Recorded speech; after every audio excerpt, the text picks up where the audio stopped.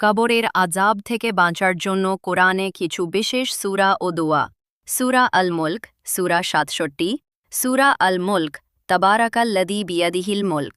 এই সূরাটি কবরের আযাব থেকে রক্ষা করে, এমনটি সহিহ হাদিসে বর্ণিত আছে।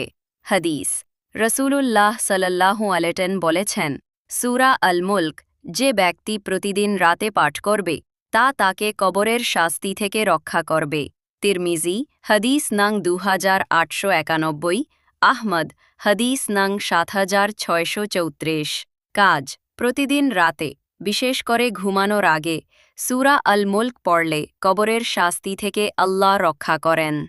সূরা আস-সাজদা, সূরা 30। রাসূলুল্লাহ সাল্লাল্লাহু আলাইহি ওয়াসাল্লাম প্রতি রাতে সূরা আস-সাজদা ও সূরা আল মুলক পাঠ করতেন। এটিও কবরের আযাব থেকে বাঁচার একটি আমল। তিরমিজি, হাদিস নম্বর 2892। ৩. ছোট দোয়া, কবরের আযাব থেকে বাঁচার জন্য। রাসূলুল্লাহ সাল্লাল্লাহু আলাইহি ওয়াসাল্লাম প্রতিদিন নামাজের শেষে এই দোয়াটি পড়তেন, আল্লাহুম্মা ইন্নী আউযু বিকা মিন আযাবিল কবরি। অর্থ, হে আল্লাহ, আমি তোমার নিকট আশ্রয় চাই কবরের আযাব থেকে। সহিহ বুখারী, মুসলিম।